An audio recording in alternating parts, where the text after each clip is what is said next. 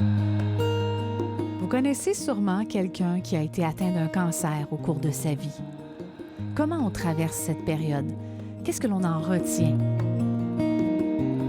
J'ai fait la rencontre de personnes qui ont surmonté leur cancer. Je les invite à traverser la passerelle pour parler de leur parcours de vie. Chacun a son histoire. Voici celle de M. Gervais Larivière. Bonjour, M. Gervais Larivière. Bonjour, madame. Merci d'avoir accepté l'invitation. Ça fait plaisir. On a une belle météo quand même pour se parler, pour prendre le temps de marcher, de jaser, parce que le cancer s'est invité dans votre vie à plus d'une reprise. Vous êtes une preuve vivante qu'on peut s'en sortir d'une belle façon, en plus de ça. Vous n'êtes pas seul, il y a quelqu'un qui est près de nous aussi, à qui on va donner parole un petit peu plus tard dans l'émission. J'aimerais ça que vous me parliez un peu justement de ces épreuves que vous avez eues à traverser il y a quelques années. Bon. Ça a commencé en 2007.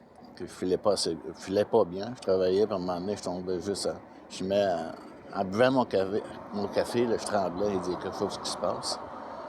Puis il m'a envoyé à l'hôpital. Ben, mon médecin, tu vois, mon médecin il m'a envoyé à l'hôpital à Saint-Vaur. Je savais pas trop aux autres, fait qu'il m'a envoyé à Québec. Puis quand j'arrivais là à Québec, ils ont dit... la semaine suivante, j'ai passé des examens. La semaine suivante, ils m'ont fait venir. Ils ont dit, le médecin, le spécialiste, il me dit, voulez-vous mourir, moi, si vous voulez vivre? Il fait un saut un peu, puis il dit, vous avez 3 cancers. Oh! Voilà. Puis il dit, le pire comme c'est là, c'est les poumons. La prostate, c'est lent. Ça peut attendre, mais les ganglions font enlever tout de suite. Prostate, poumon, ganglion. Ganglion. Ouch! Puis la semaine suivante, ils m'ont enlevé le ganglion. Ils ne savaient pas trop. Quand ils ne pouvaient pas aller chercher des échantillons d'un ganglion, il faut qu'ils s'enlèvent, il ne faut pas qu'ils prennent des chances. Fait qu'ils m'ont enlevé ça. Après ça, ils ont pris des échantillons d'un poumon. Ils ont dit, t'as 2 lobes cancéreuses. Puis le 3e sur le côté droit. Le côté gauche est beau. Puis on va commencer avec ça, puis après ça, on verra. Puis le cancer est revenu quelques années plus tard sur une autre partie de votre corps? Oui, ça n'avait pas rapport. Mais la prostate, après ça, ils voulaient... On va faire une histoire courte, mais en tout cas, ils ont voulu, après les poumons, laisser guérir. Ils dit, on va opérer pour la prostate. Puis j'ai fait un ACV entre-temps. Ils ont dit, on va guérir ça, parce qu'on va faire la prostate. Puis ça, la prostate, ça a occasionné plus de troubles parce qu'elle avait débordé. Ça avait débordé ses autres organes. On opérait ça par 2 fois. On l'a enlevé. Puis après ça, c'est réglé pour les... Pour la prostate? La prostate. Il y en avait plus. Ça l'a réglé. Ça a réglé la prostate. OK. Puis après ça, on a réglé la CV aussi, là, que ça est revenu. J'avais tout perdu la mémoire. Pratiquement le matin, je suis réveillé comme ça. Mais c'est revenu, c'était pas... J'étais chanceux, c'est une petite ACV que j'ai eue. La seule affaire que j'ai perdu 50 de mon champ de vision du côté droit. Puis après ça, on dit... En tout cas, on voulait continuer à vivre. Dans le coup, c'est encore un problème. On va à l'hôpital. On va voir le médecin, il m'envoie voir à l'hôpital. Le cancer du côlon. Ça, c'était quelques années plus tard? Oui, de 2007. Là, c'était en 2011. OK. Et on fait ça. 5 ans plus tard? 5 ans plus tard. Le cancer revient à l'eau, dans un autre endroit du corps. Un autre endroit du corps. Fait que là, ils ont tous eu peur. Ils ont dit, ils m'ont envoyé à Laval. Ils ont dit, pour moi, il y a des veines qui se promènent dans le corps parce que ça n'a pas de sens, ça. T'sais. 2 cancers, mais même pour une personne rendue à 4, là. Ils ont dit, c'est pas normal. Là, on passait un paquet d'examens puis de prises de sang pour voir s'il y avait des veines qui se promenaient dans le corps. Il n'y avait rien. Il n'y avait pas un avait rapport avec l'autre. On va décortiquer tout ça ensemble. On va prendre une marche tranquillement, puis on va y aller une étape à la fois. On a le temps de marcher. La météo est là. On commence à marcher. Ça va? Oui. OK.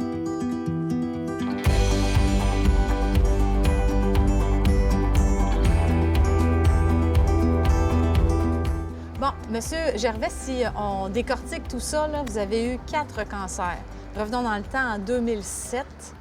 Donc, on se prend un café, il y a de quoi qui va pas bien. On décide de consulter.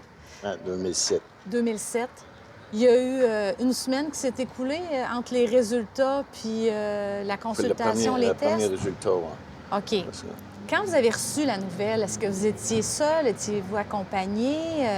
Étiez-vous prêt à recevoir une nouvelle comme ça?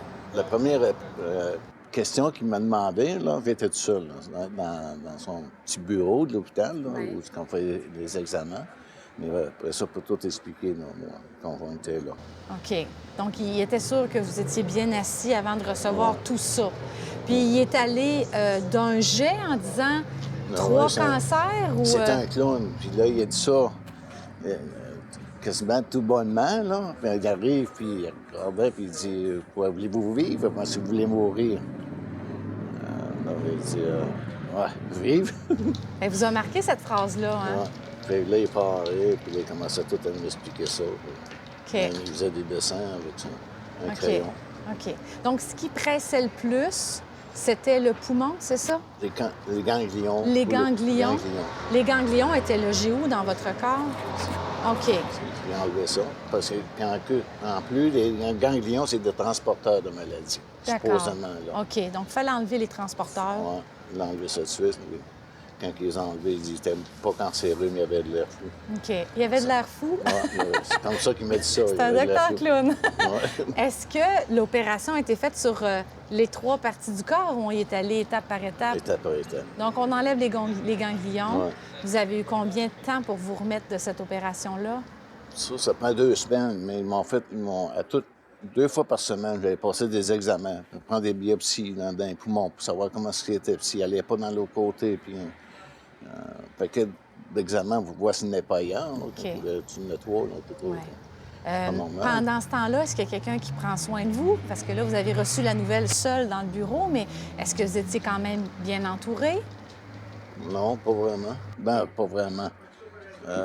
Ma conjointe, dans le temps, travaillait. Fait que vous, j'étais tout seul à la maison. Puis là, bon, je suis venu à des examens le lundi et le vendredi. Toutes les 2 fois par semaine.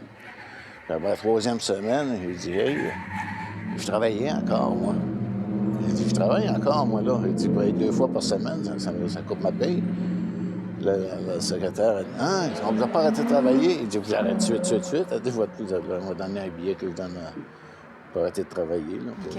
Donc ça, c'est bon à savoir pour les gens qui nous écoutent en ce moment-là. Il y en a qui essaient de continuer de travailler, de combiner les deux ensemble. On arrête, on prend pas de chance, puis il y a moyen d'être épaulé financièrement ou comment ça s'est passé, donc, ça? Il faut attendre après tes assurances, l'assurance maladie, de compagnie quand tu travailles pour. Ben, donc, plus que ça, je ne sais pas. Quand les assurances finissent de payer, ça dure, si on est assuré pour jusqu'à 60 ans ou 10-15 ans de plus. OK. Mais on s'informe auprès de l'endroit où on travaille, justement, pour voir s'il y a moyen d'être accommodé. Quand on travaille pour une bonne compagnie, ça se fait automatique, ça. OK. Il y en a qui ne le font pas, par exemple. Ils ne disent pas, ils n'avertissent pas le travailleur. Ah. Mais une bonne compagnie, ils se font automatique. Quand ils voient que c'est des cancers, OK. Alors, d'être proactif, c'est vraiment un conseil qu'on peut donner aux gens, justement, qui reçoivent un diagnostic de cancer. Ouais. Informez-vous, parlez-en aux gens autour de vous pour avoir le maximum d'aide. Si elle n'est pas personnelle, si elle n'est pas humaine, au moins ça peut être financière. Ça fait un casse-tête de moins. Parce que là, ça, c'est le premier cancer. Deuxième cancer, il se passe combien de temps entre l'opération numéro 1 et l'opération numéro 2? 2 ans. Ah oui? C'est là que j'ai fait un ACV entre les deux. C'est pour ça qu'on dit on va aller voir qu'est-ce qui se passe. D'accord. L'ACV, c'était pas mon système qui allait pas bien. C'était un problème je peux pas dire. J'avais rien dans mon système qui pouvait causer un ACV comme ça. OK. Puis qu'ils ont découvert, il y a une membrane qu'on a au cœur où le sang rentre puis qui sort. Puis ça a perforé ça. Fait que le sang descendait au cœur sans être tout filtré, puis vous, l'inverse sur le bord, puis ça partit comme un petit caillou, puis ça montait au cerveau, du côté gauche. OK, fait qu'une opération, un cancer d'enlevé. Vous saviez que vous aviez 2 autres cancers en vous. Ouais. Un ACV entre les deux. Ouais. On vit comment en sachant qu'on a encore du cancer en nous puis qu'il faut attendre parce que là, c'est le cœur qui est le plus important. On vit ça. On braille. J'ai vraiment envie de vous prendre dans mes bras. Est-ce que je peux? J'ai vraiment envie.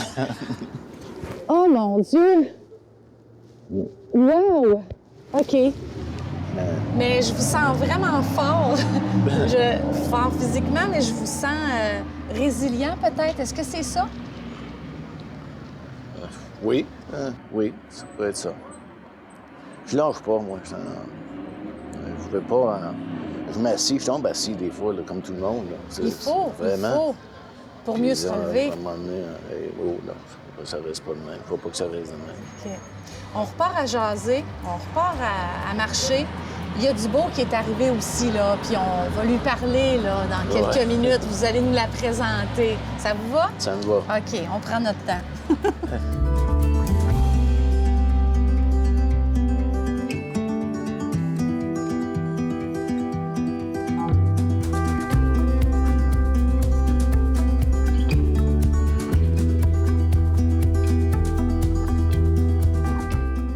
Là, M. Gervais, plus de ganglions, le cœur, c'est OK. Prochaine étape, 2 ans plus tard, c'est l'opération L'opération de la prostate. OK.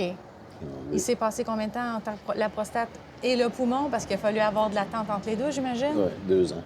C'est ça, 2 ans. OK. Tantôt, je vous ai demandé, est-ce que vous étiez seul pour passer à travers tout ça? Vous m'avez lâché un petit oui timide. Mais quand on jasait en marchant, vous m'aviez dit que vous étiez l'aîné d'une famille de 13 enfants. Exact. On le sait, des grandes familles comme ça, le plus vieux n'est pas nécessairement hyper ami ou hyper... ben oui, ami avec le dernier. Il y a parfois plusieurs décennies qui nous séparent. Mais aviez-vous des confidents à travers ces frères et sœurs-là? Mon frère, Aviez-vous? mon frère, lui qui me suit. OK. Lui qui me suit, là, je devrais dire. Lui, il venait me voir parce qu'il filait mal. Il disait ça n'a pas de bon sens, ça n'a pas de bon sens. Je ne serais pas capable. Puis, en tout cas, on se parlait souvent, mais lui, tout travaillait, lui, tout, sa vie, puis lui, tout, sa famille, sa petite famille. Mais c'est lui que je suis voir le plus. OK. Ouais. C'était votre un frère... Mon frère qui me suit. OK. Il en a plus jeune que moi, puis OK. il est décédé lui aussi, d'une crise de cœur. Pratiquement, là, en tout cas. OK. Et après ça, j'ai rencontré ma blonde. Ben, moi, j'ai envie qu'on aille lui jaser parce que ça, c'est du beau qui est arrivé dans votre vie. C'est arrivé il y a quelques années, en fait, 2010. cette connaissance. 2010. Moi, je veux savoir comment vous vous êtes rencontrés, comment ça s'est passé, puis le beau qui est arrivé, mais de sa bouche à elle. Parfait. Ça vous va? Ça me va. On va à sa rencontre de ce pas. OK. OK.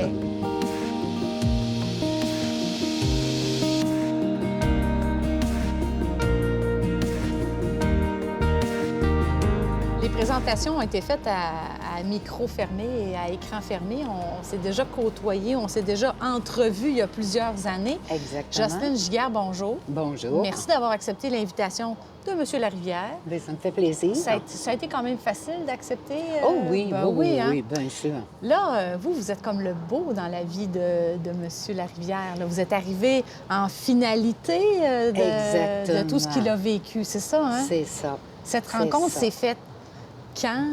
De quelle façon? De façon... Mon Dieu, est-ce que ça doit se dire? Mais aujourd'hui, maintenant, sur Internet, ça va tellement bien, les rencontres. Hein? Oui. Ça va tellement bien. OK. On sélectionne et c'est ça. OK. Puis c'est comme ça qu'on s'est rencontrés, qu'on s'est parlé et tout ça. Et puis, finalement, on s'est rencontrés vraiment. Notre premier souper d'amoureux a été en janvier 2010. Janvier 2010. Exactement. Donc, il a confié tout à l'heure qu'il a eu 3 cancers en 2007 puis 1 en 2011. Oui, donc, exact. vous avez été témoin, justement, Ouais, du dernier ça, cancer, le dernier justement. cancer. Là. Il devait être content d'avoir quelqu'un près de lui pour avoir son... C'est certain, tu sais, quand tu es dans la maladie comme ça, bien, quand tu as un appui à quelque part, puis une amoureuse qui fait tout, puis qui veut s'impliquer, là, finalement. Ça a été quoi votre réaction? Parce que vous avez mis au courant, justement? Oui. OK. Oui. Il n'a pas fait de cachotterie, il a fait de Non, garde? non, ça a été vraiment clair. Puis on savait dans quoi qu'on s'embarquait. Je savais aussi dans quoi que je m'embarquais. OK. Puis ça a été comme un velours. Puis moi, ben pour moi, c'était correct. C'était bien correct. Donc, vous l'avez vu dans ses côtés les plus vulnérables. Oui, oui, oui. Ça Oui. crée une intimité assez rapide. Ah oui, absolument. Puis là, vous êtes encore ensemble. Ben oui, Puis là, ça va bien. ben oui. Là, on peut-tu dire qu'il est en rémission?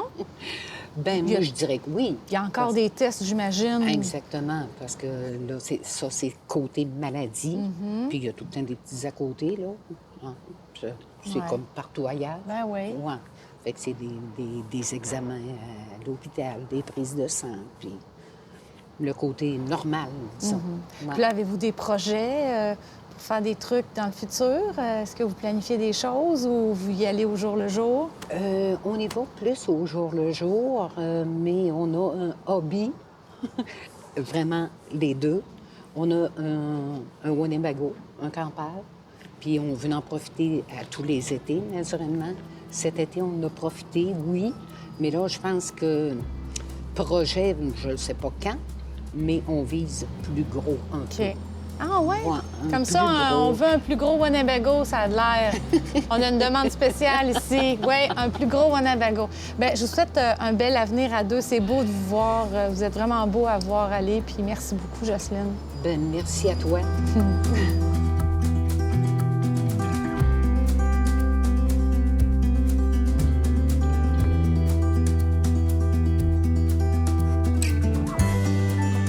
C'est un beau petit plus dans votre vie, ça, Jocelyne, hein, M. Larivière? Un gros plus. oui. Un gros plus. Un gros plus. C'est beau ce qui vous arrive en ce moment. Ça se passe bien. Oui. À travers tout ce que vous avez vécu, les cancers, entre autres, il y avait des trucs que vous vouliez partager, que vous vouliez que les gens entendent concernant les gens qui vous ont soigné, qui se sont occupés de vous, entre autres. C'est des anges, ce monde-là. On ne peut pas... Ils ont jamais travaillé. Tout le monde devrait savoir ça, que quand on va voir un médecin, c'est un spécialiste de quoi, il travaille toujours pour toi, pas pour te faire mal, pas pour t'abaisser ou... il manque le mot, là, je l'avais tantôt. Là. Ouais. Il faudrait leur faire confiance. Il faudrait Il davantage... faut l'avoir fait une grande confiance. Mais oui, ça va t'aider aussi. Ça aide. Quand tu as confiance à la personne, ça aide. À n'importe quoi, n'importe quel métier, n'importe quoi. Si tu as confiance, ça va t'aider. Ça aide aux autres aussi. Mais quand tu perds confiance, t'es fait. Si tu n'as pas confiance à ton médecin, tu ne guériras pas, même s'il veut soigner à cause des genoux à genoux. Il faut que tu aies confiance à ce monde-là. Donc, il faut avoir un certain laisser-aller à travers tout ça, les laisser vous guider à travers tout ça. Puis la patience aussi. Ils ont de la patience, puis il faut que tu n'aies envers eux autres aussi. Là. Ouais. Il y a des fois, j'avais des doutes, là, quand tu sors de là, ils ne trouvent pas rien. Voyons, mais il faut leur faire confiance. Il faut leur faire confiance. Ouais. Il y a un autre mot, moi, qui me traverse l'esprit, la résilience. C'est pas la première fois que je vous le dis. Vous êtes quelqu'un de vraiment résilient. Vous êtes quelqu'un de tenace aussi, quelqu'un de fort, oui, physiquement, mais on sent quand même qu'il y a une force en vous. Moi, j'espère qu'elle va vous suivre, cette force-là, pour faire plein de choses, pour voyager, hein? Oui, oui. Avec Mme Jocelyne. Oui, exactement. Ça, c'est mon dernier rêve. J'espère Ouais. de le vivre. Ouais. J'espère de le vivre. C'est mon dernier grand rêve. Mais je suis rendu là, on va dire, bon, là, correct. OK. Bien, je vous le souhaite, puis ça m'a fait plaisir. Ça me fait vraiment plaisir de vous jaser ça, puis de vous connaître. Vraiment, vous êtes un plus dans ma vie. C'est un gros plaisir. Merci beaucoup. Bienvenue. Le cancer est l'une des épreuves qui nous fait réaliser combien la vie est si précieuse et fragile à la fois. Merci à mon invité qui a gentiment accepté de partager son histoire.